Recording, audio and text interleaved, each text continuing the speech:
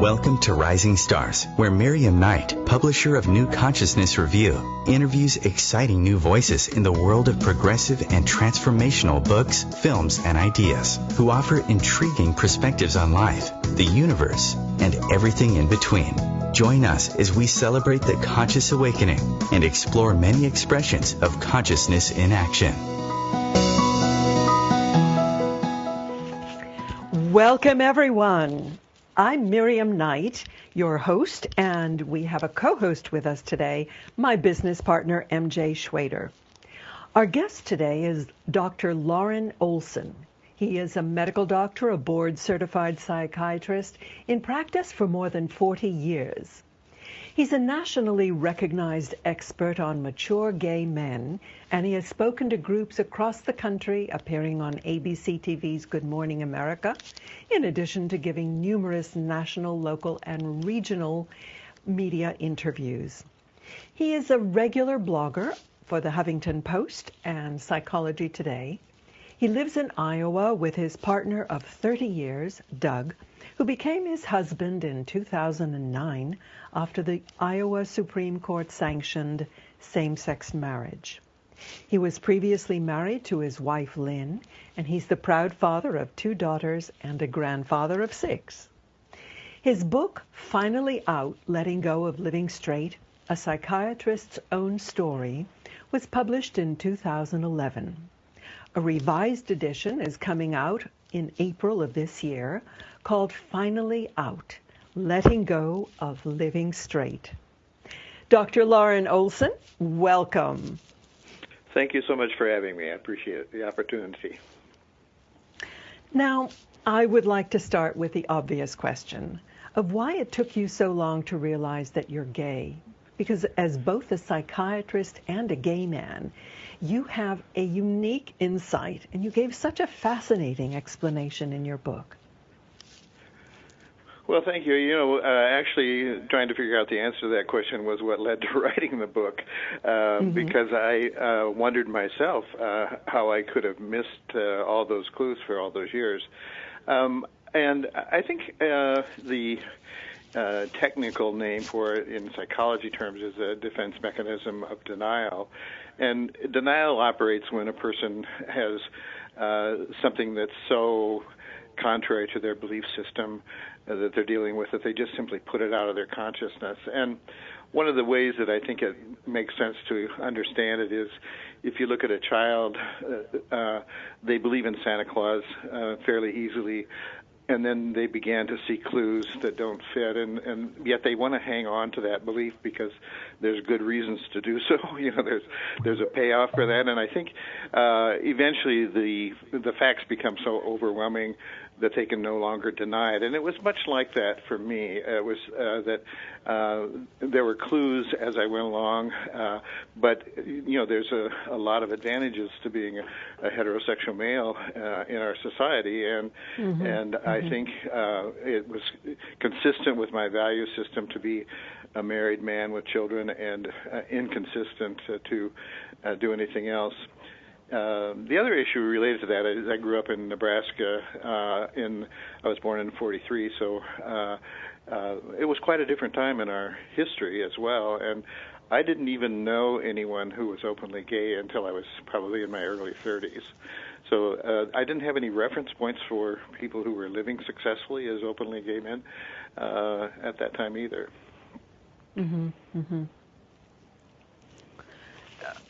MJ, do you want to hop in? Yeah, I was going to hop in there. Hi, Loren. Hi. I'm actually. Welcome to the program. It's great to look at your book and interview you. To give you a little background for me, I actually came out as a lesbian when I was 19. I'm 56 now. And then I came out as a transgender man 5 years ago when I was 51. And so similar type of a thing, and that was easily one of the first questions that, especially in the lesbian community, why did it take you so long to figure that out? And some of it was I was just unaware of what it meant to be transgender, even though I was in the lesbian community. And so that's part of it. And then otherwise, it was very similar to what you were saying. It's like that was it hard enough coming out as a lesbian? Okay, now I'm going to take that step and go and become.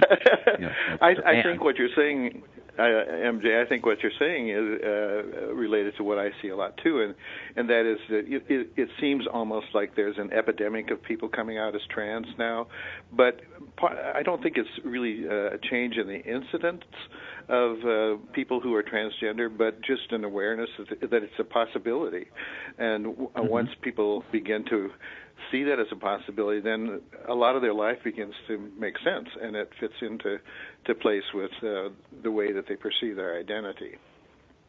That's exactly it. And that's in that day that I realized it. That's exactly the first thought I had was, well, this totally answers so many confusing points in my life. So there was that instant acceptance of it for me internally. Now that doesn't mean it was easy to do, but there was that internal acceptance. Yes, I think it has to be much more difficult to make that transition than to come out as someone who's interested in same-sex activity. I can't imagine how difficult that would be. Yeah, and you brought up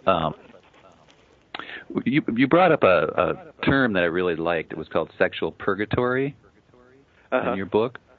And that's really a great description of it. It's like, what is that? Because in any transition, coming out as a transition, whether it's being transgender or lesbian or gay, and so there's that period of time where it's just so confusing, even though internally it's matching what you're doing. So that was an interesting. Can you explain that more? Sexual purgatory. Purgatory. I think it's, in Roman Catholicism, of course, it's kind of that holding place that people go to before they either go to heaven or hell, and I think that is a pretty apt description of what that feeling is like when you're trying to decide what course your life is going to take, and so there is that feeling of, am I going to heaven or am I going to hell with this whole decision-making process that I'm about to enter into. And one of the things that is a principle that comes out of economics is that when we're considering these kinds of decisions, we tend to magnify the negative and minimize the positive. And that feeling of peace that you were describing, MJ, where, once it all kind of fit into place, there's just this overwhelming sense of peace that comes over you. And it's impossible, I think, to tell anyone what that feeling is like. You're going to have to experience it to know what it is. That's very true. Yeah. You were going to say something before I asked that question? Well, I was going to say that, I had a couple of stories in my life about things that where I had sort of gender variance kinds of questions about myself. And the first one was when I was about 9, and I went out for Halloween, and I decided I was going to dress as a girl. And when I was doing the preparation and getting ready to go out, I had no sense of discomfort, but immediately when I got out into the community, I felt this terrible sense of judgment, and nobody ever said anything. I was not abused or criticized for my choice, but I just had this overwhelming sense of disapproval that what I was doing was somehow wrong. And but I wasn't trying to be a girl, which is a whole different thing for someone who's trans. That's what you want to be, is you want to be someone of the opposite sex. But I was seeing it as a costume. But there was obviously a social pressure that I picked up on even before I could understand what was going on. The other story related to that, which I think in some way parallels it, is when I was young, I had a problem with gynecomastia, and that's the common name for that would be man boobs. And always as a kid, I felt extremely self-conscious, and I think it was partly related to this idea that the worst thing you could be called when I was a kid was a sissy. And it was sort of like some kind of validation that there was this conflict within me about my sexuality in some way or another. And so as a kid, I would never go without a shirt. I was just ashamed of those. And even the coach one time called me out in front of the football team and said, "Olson, with tits like that, you should be wearing a bra." Well, it was this terrible sense of shame that I had about my body that felt like it was giving away a secret. And again, I don't want to say that this is the same kind of thing that you have experienced in your transitioning, but it was that sort of that somehow when you're faced with this, you live your life trying to censor everything about yourself that might give all that away. And that was something I couldn't censor. And that was another point that you brought up in your book, is that whole, acceptance from within versus looking for it outside of yourself. That, like for me, when I came to that realization of being transgender, there was this complete peace inside. Now, through that process of transitioning, I also realized, because I've just been finishing my own memoir, but I also realized that I spent a lot of time in my transition doing the same thing of, okay, now I have to appear as a man. Mm-hmm. So it came in, there was another level of acceptance that I had to come to myself in order to, feel good about it internally and externally. That the emphasis for that appearance is so in our brains for some reason, no matter who you are. So that it's like, what? Well, I'm not there. Well, as someone who is straight and struggling to decide what I want to be when I grow up and who I am, I can only imagine the additional burden on the two of you. Well, we'll have to pick that up when we come back. We're going into our break. We're speaking with Dr. Loren Olson about his book, Finally Out. Stay with us and we'll be right back. Your conscious lifestyle on steroids. OMTimes Radio. IOM FM. Humanity Healing International is a small nonprofit with a big dream. Since 2007, HHI has been working tirelessly to bring help to communities with little or no hope. Our projects are not broad mandates, nor are they overnight solutions, but they bring the reassurance that no one is alone and that someone cares. To learn more, please visit humanityhealing.org. Humanity Healing is where your heart is. Hi everyone, this is Shay Parker, the host of Best of the Best, which airs live right here on IOM Radio every Tuesday night at 8 p.m. Eastern and 5 p.m. Pacific. I'm super excited to bring you expert guest hosts, spiritual discussions, free psychic readings, and so much more. I can promise that you will not want to miss this one-of-a-kind, fun, yet touching, down-to-earth show.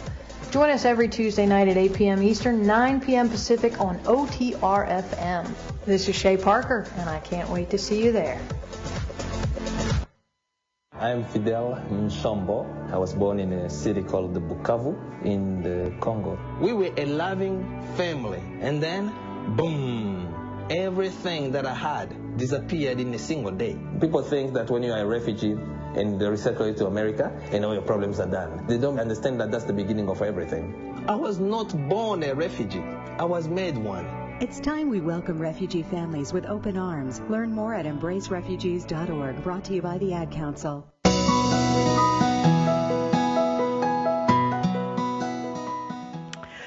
Welcome back. I'm Miriam Knight and MJ Schwader. We're speaking with Dr. Loren Olson about his book, Finally Out. MJ, do you have a question to kick us back in? Well, when we were left, we were talking about that inner and outer acceptance. And Loren, you brought up in your book about moral integrity. Can you go into more about what that means, and both to a person who's gay or lesbian or transgender, but also just in everybody? Yes, I think we have a sense of who we want to be, and we also have a sense of who we should be. And a lot of times there's inconsistencies in that. And particularly early in our life, we're really forced to accept our parents' value system. In most cases, we do it, and some of us accepted that more easily. In my case, I was a good boy. I did all the right things. I accepted the values that were given to me, and I didn't question too much. Other people rebel against them, and earlier than I did. But there needs to be an integration of that ideal person or that ideal self that we want to be with who we think we are. And when those two don't match up, there's a great sense of dissonance that goes on. And that dissonance leads to anxiety and often depression. And when we see people who are considering coming out, oftentimes they begin to think about suicide as a way of dealing with it. If we look at coming out, the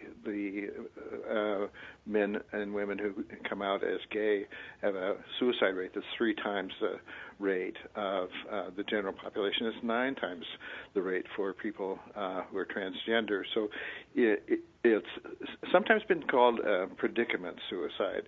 And there's a psychiatrist in Australia who's described it as being a situation where a person is really generally free of any mental disorder, and yet is faced with a predicament that seems to have no possible solution. And I'm sure many of us have been faced with different kinds of predicaments, but for me, that I never really seriously thought about suicide. But I remember when I was about late 30s, when I was dealing with all this, thinking, what is the way out of this? I don't see a way out of this. And a part of me wanted my wife to have a problem so that I could walk out and justify my decision to leave without accepting the responsibility for it. But there's what we need to do is to begin to integrate the person that we want to be with who we think we are, and do that in a positive way. And that therein lies the where you need the support around you, because it's very, very lonely to come to that on your own. I know that from my own experience. That was a big part of it. And interestingly, throughout my life, I did have depression. I just also had a lot of physical issues going on with pain.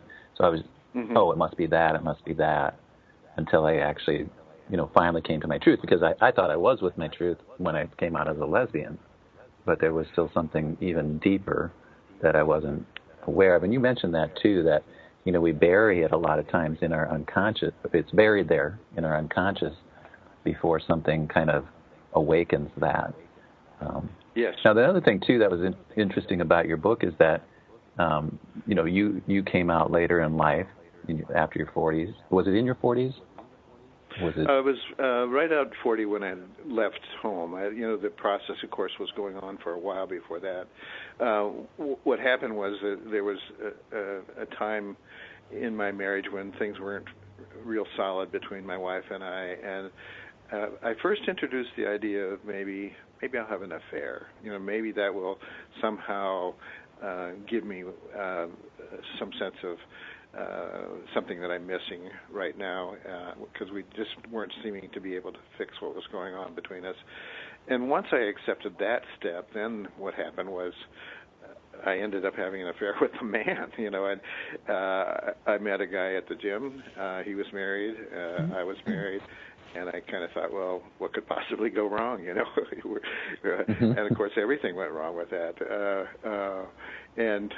Because I ended up falling in love with him. And then what happened is I had to confront how I could possibly now put what's happening to me in perspective. And initially I thought, well, perhaps I'm bisexual, and then as things went on, I decided that I was really more comfortable being gay, and I then at that point had to really get honest with myself and create that authenticity that we were talking about before, and bringing who I am with in line with who I think I want to be and who I am.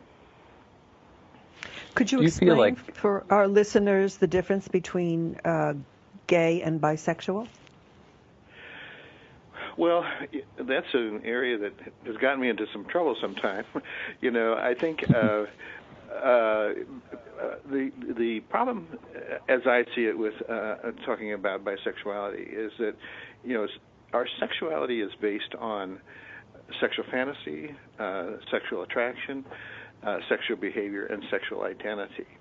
And in my mind, a person is gay, bisexual, or straight, determined by their identity. And for example, a person can have same-sex attraction and same-sex fantasy, but behave only in a heterosexual way. And there are many men who do that. I don't know numbers about women, but the numbers of men who define themselves as heterosexual but have sex exclusively with men are quite high, particularly in some communities. So that's where the confusion comes in. And so my own preference is that we define ourselves. We attach the label. And so for me, being gay is more comfortable because I see myself as only functioning with the same sex partner. Bisexuality is someone who can be comfortable with either sex in a relationship. And I think that the bisexual community right now is going through a strong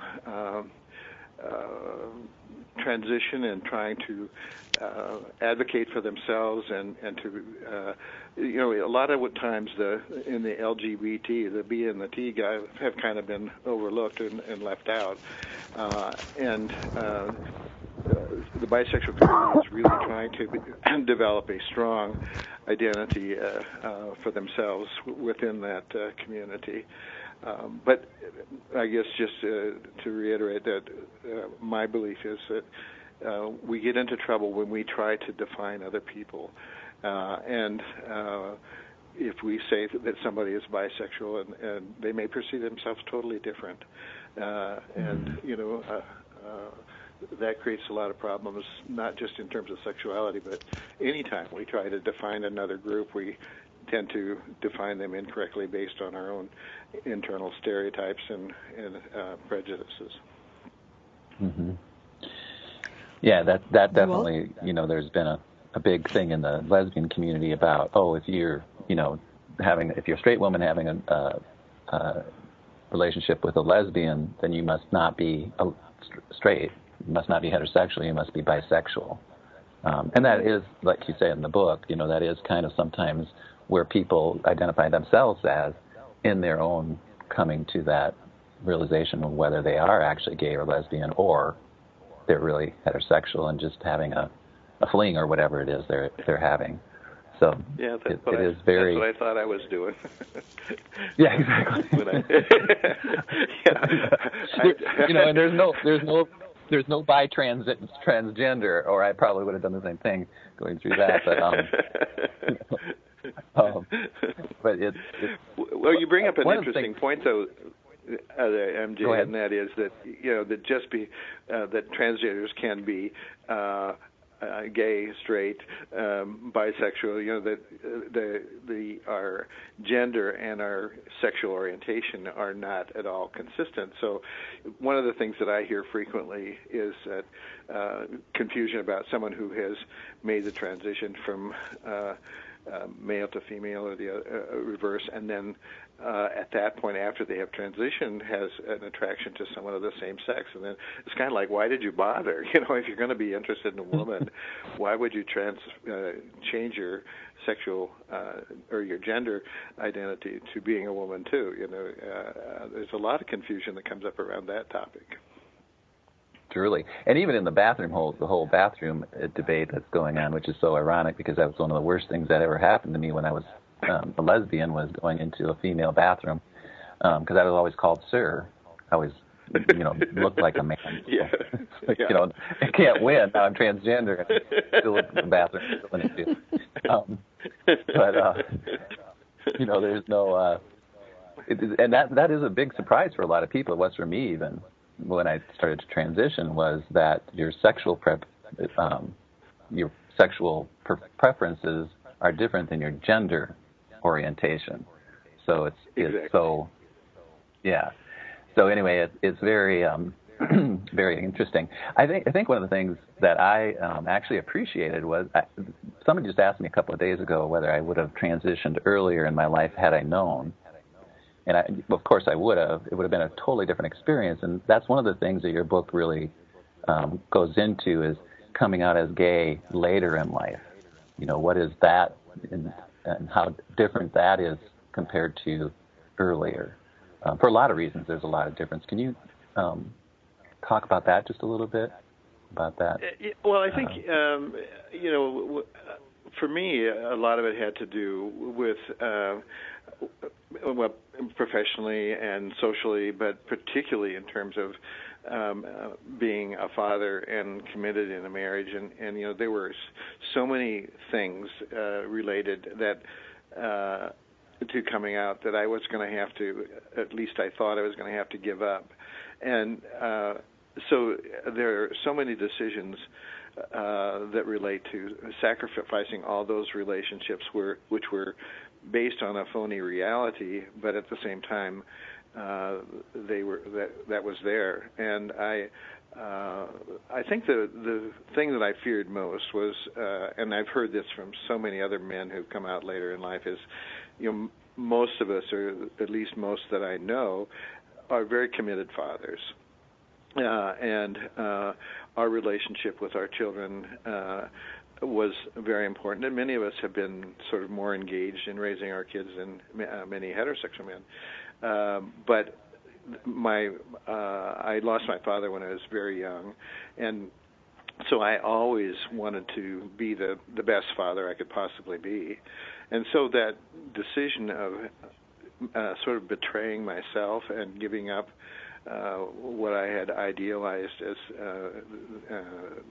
the father that I never had, being that kind of person, was a painful process for me.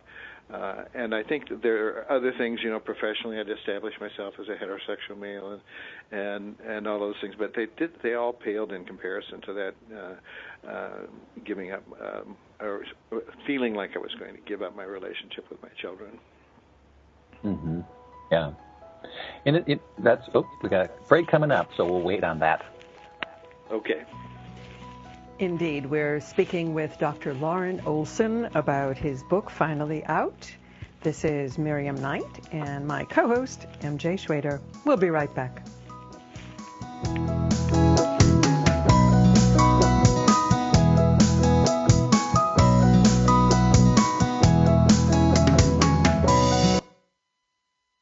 Free your mind with OMTimes Radio, IOM FM. Ascending Hearts is no ordinary dating site, but a spiritual dating site with a purpose, to link you with your soulmate. We engineer the serendipity so you can trust that you will attune with someone that has the same matching vibration as you. Ascending Hearts, the conscious dating site for the spiritually aware.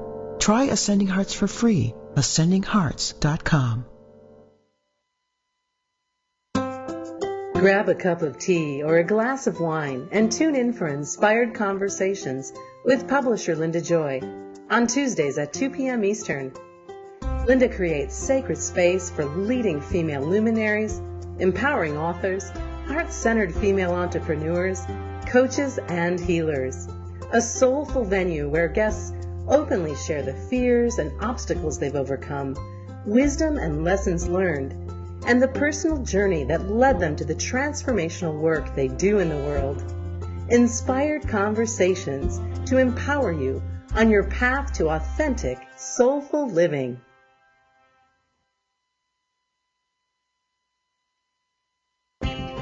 Sparky the Fire Dog here. Make sure your family has a fire escape plan, and they practice it twice a year. One important thing to practice is get low and go. If you see or smell smoke, it's important to get low and go. Protect your family from fire. For more information, visit sparky.org. We want to keep you, your family, and your community safer from fire. This message brought to you by the National Fire Protection Association and your local fire department. Visit sparky.org.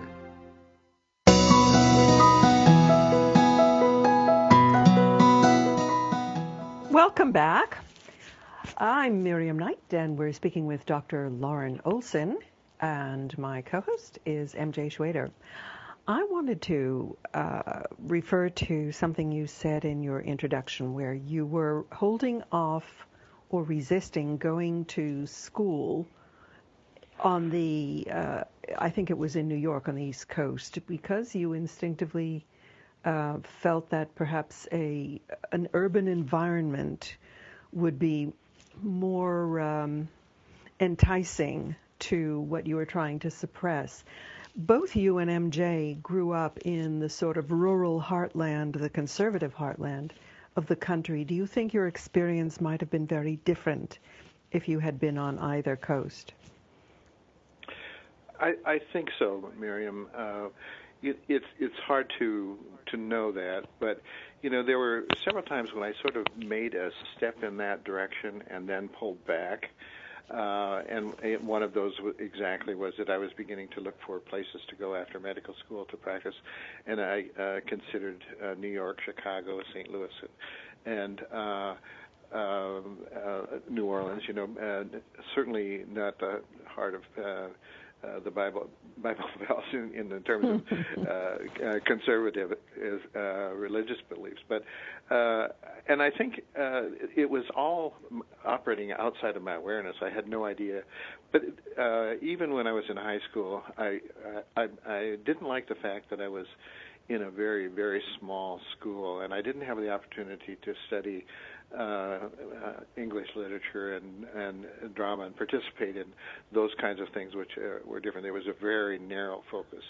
And when I went to the university, I was going to go and audition for plays, but I pulled back from that as well. And, all those things which were things which might have taken me into the arena of a more diverse community. And when I was in medical school, we had a class reunion a few years ago, and I came out to some of my classmates who were there, and I said, when we were in Omaha in medical school, were there any gay bars? None of us knew. And, of course, now I know that there were indeed, but at that time, which would have been in the mid-'60s, if we had gone to a gay bar and been caught there, we would have been thrown out of medical school.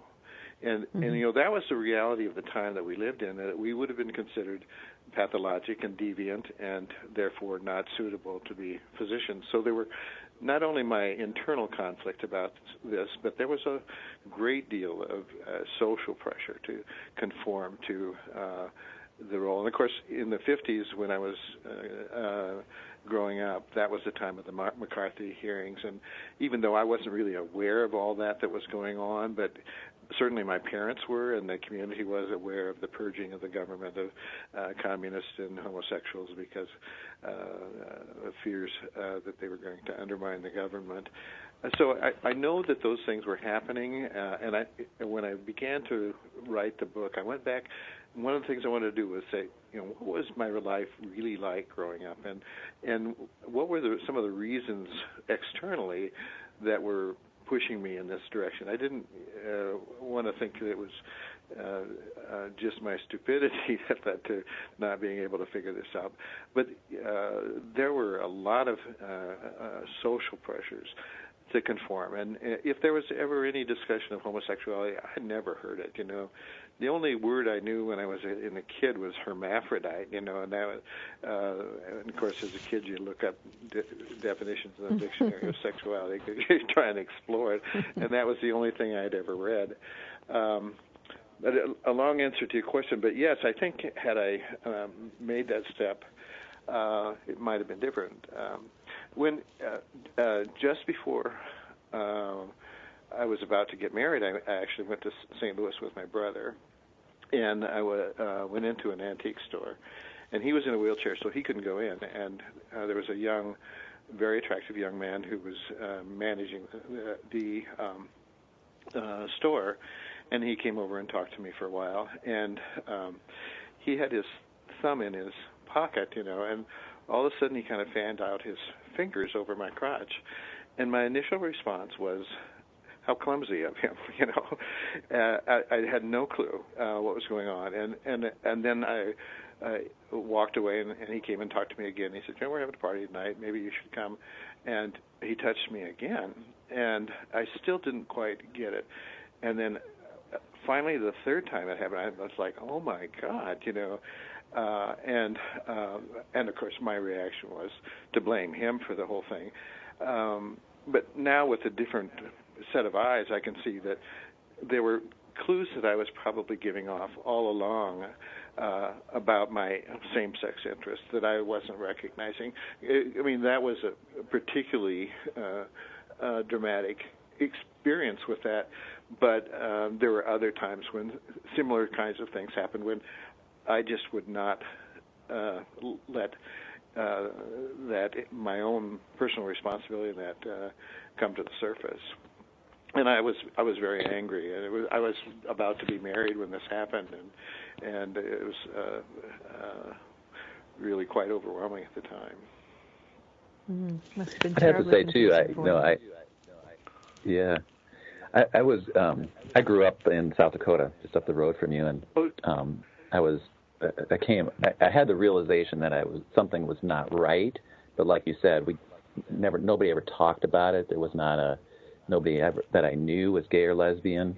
I never heard the word homosexual until I was maybe 11 or 12 years old. So there was this, but there was this internal sense, and I think that was the question I was going to ask you before the break. There's an internal sense all along that something wasn't adding up, that something wasn't right, even without language around it, and to the point of it was not to be talked about. There was both that internal conflict, but there was an external feeling of not being safe if I talked about this, no matter what. When I was 11, I finally, came home from a football game one night when, my best girlfriend, my brother wanted to date her. And I remember thinking, well, I want to do that. And why can he do that and I can't do that? I get out of the car and I'm like, well, what's going on? I must be really different. But I knew enough not to talk about it, too. I knew it wasn't safe to do that. So, and the same with being a boy. I asked my mom, I remember many times when I was 3 or 4 or 5 years old, saying, why isn't my penis going to grow? So, I'm a boy. Why isn't this happening?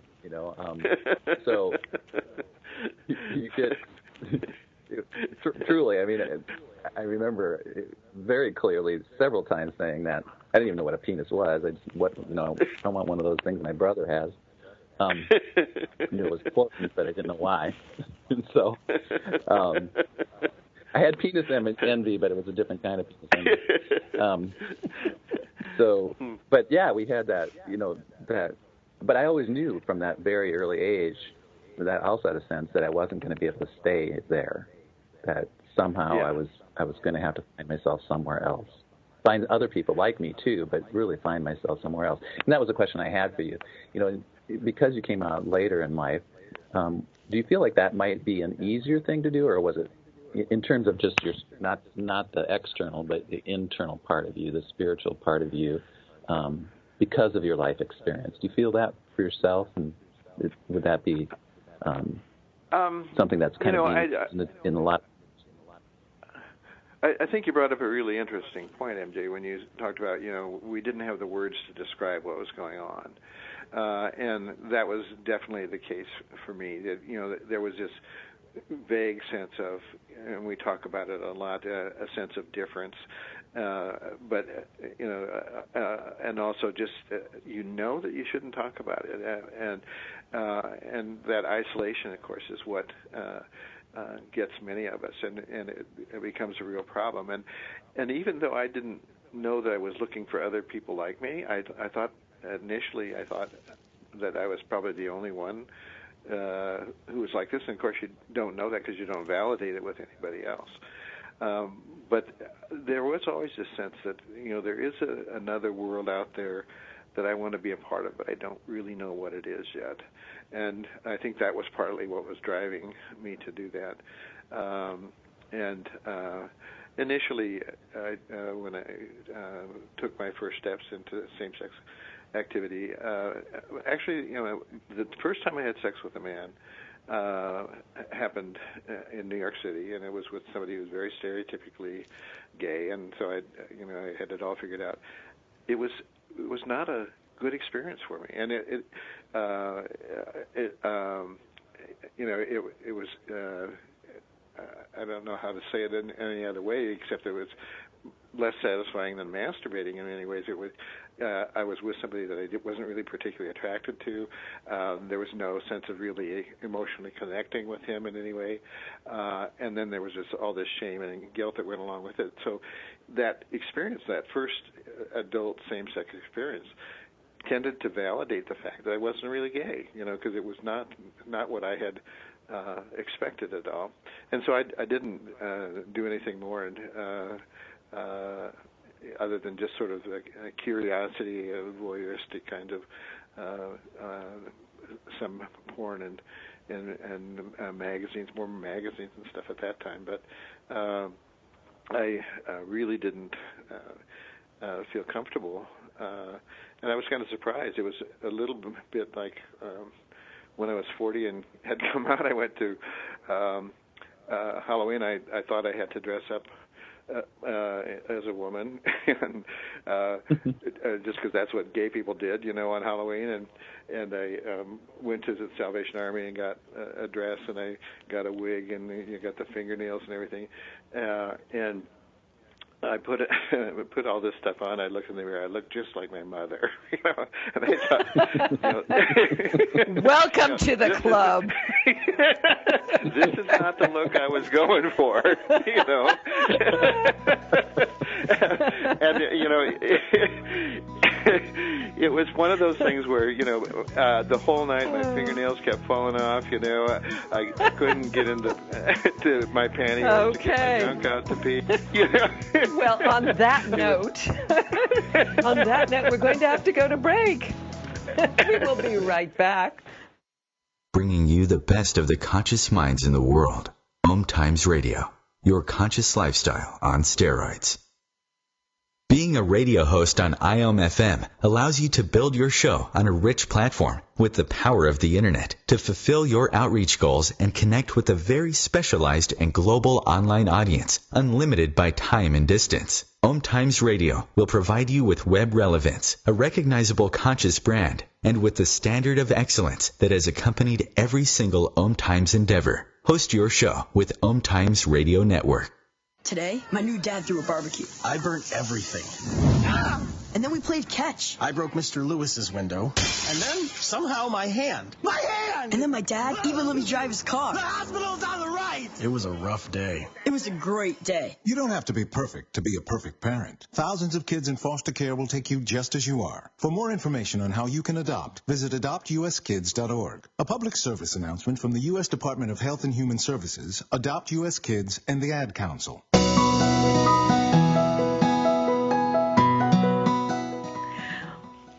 And we're back.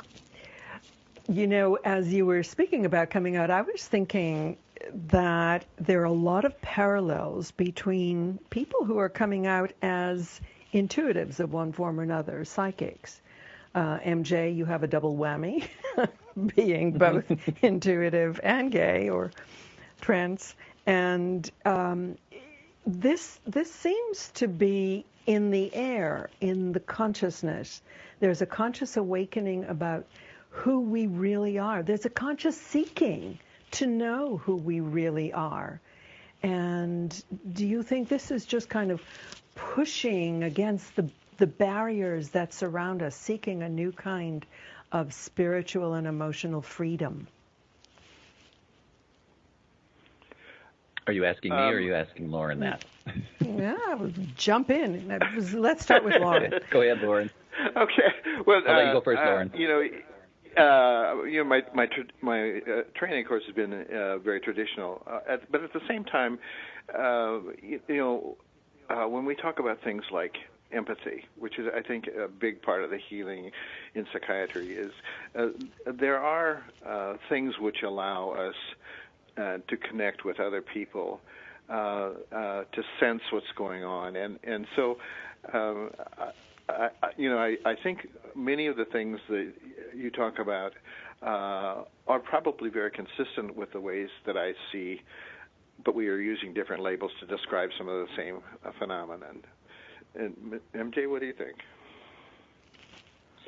Well, it's interesting because actually my book is about that topic, Miriam.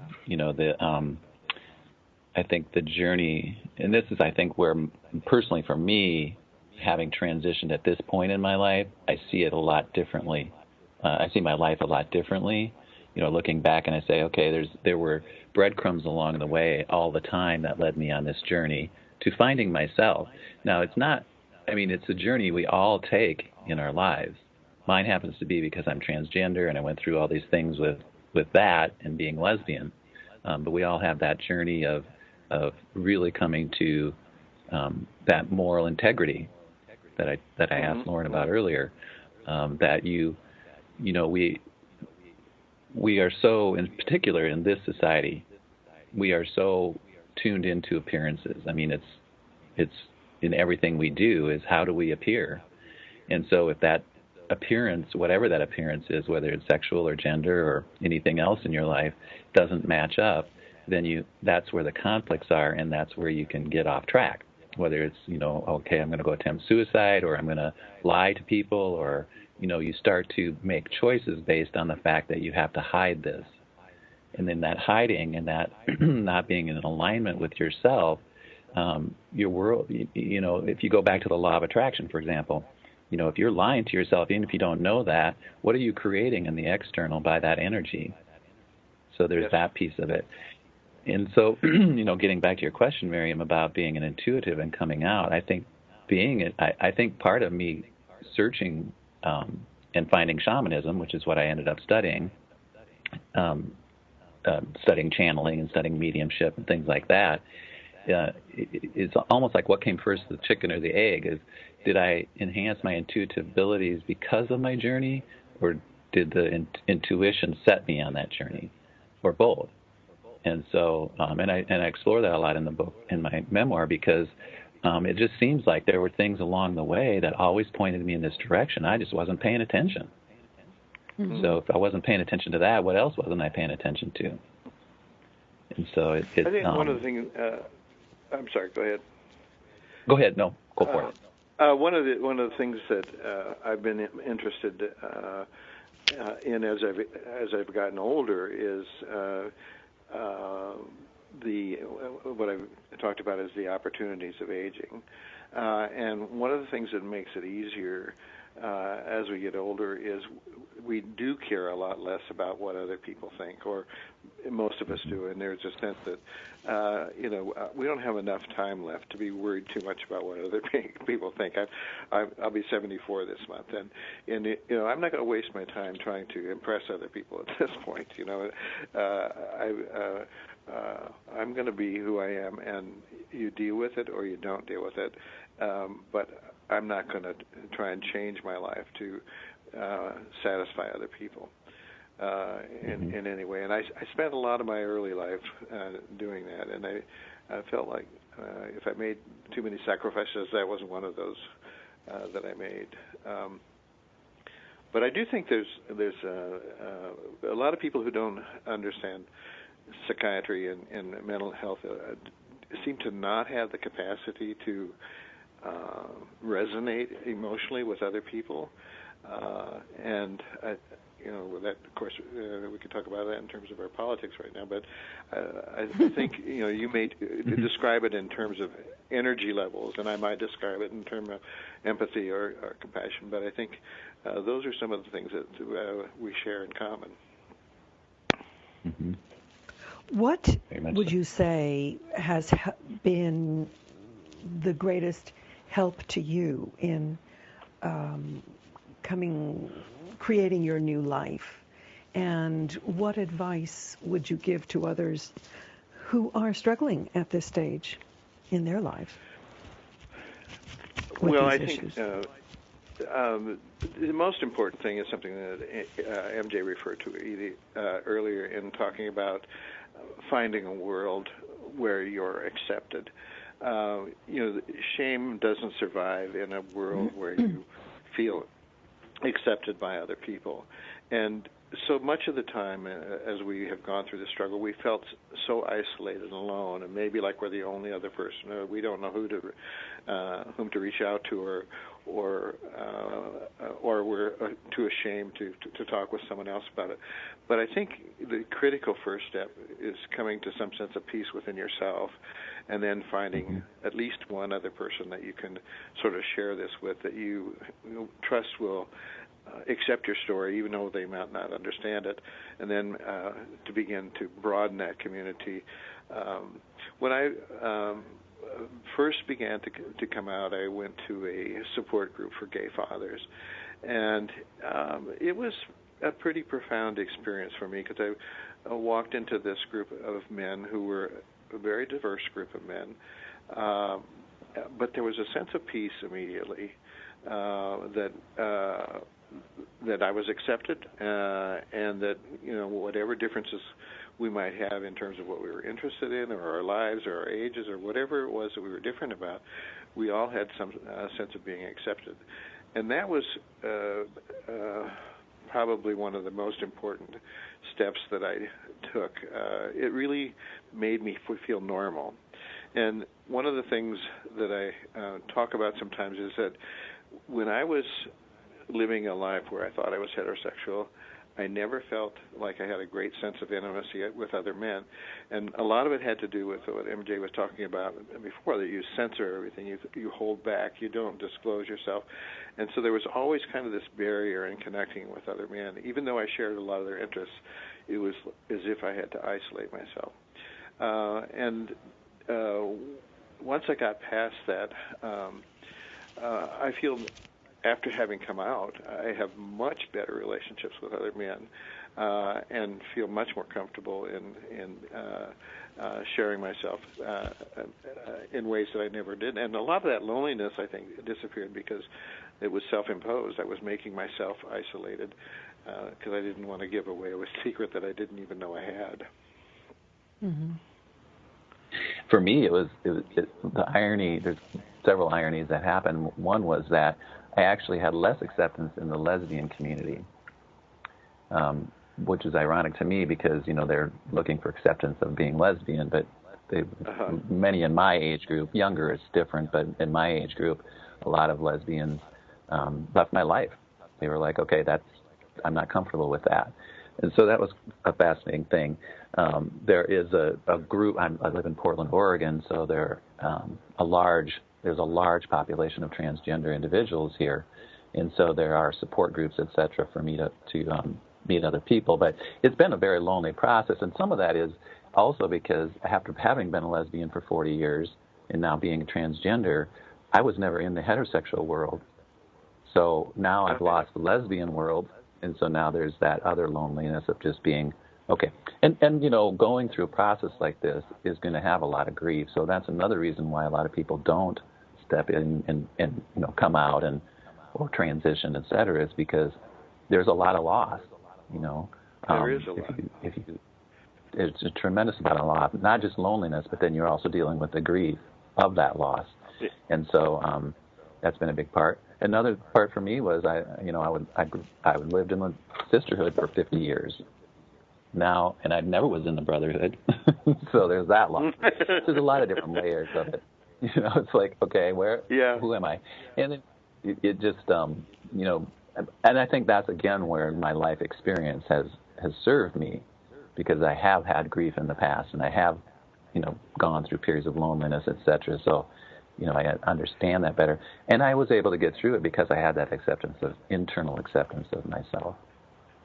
So that was... And was your spirituality a help? Oh, absolutely. It was essential. As soon as, the more I knew about myself, which I think, spirituality to me is my own spirit. I thought for many years I was chasing spirituality and religion or belief systems or whatever. And what being transgender has shown me very clearly is I was chasing after my own spirit. I was just always looking for that piece that was missing, that I didn't understand was there all the time. It just hadn't recognized it. And that's such a universal quest, absolutely. And I want to give Dr. Olson the last word. Sure. Or that time. Well, is it already? It's gone by quickly. I just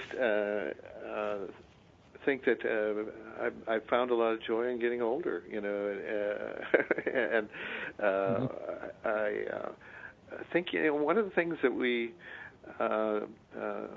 is that pain is going to enter all of our lives in some ways, like the ways that you were talking about, MJ. But we're all going to experience that. But suffering is not an obligation.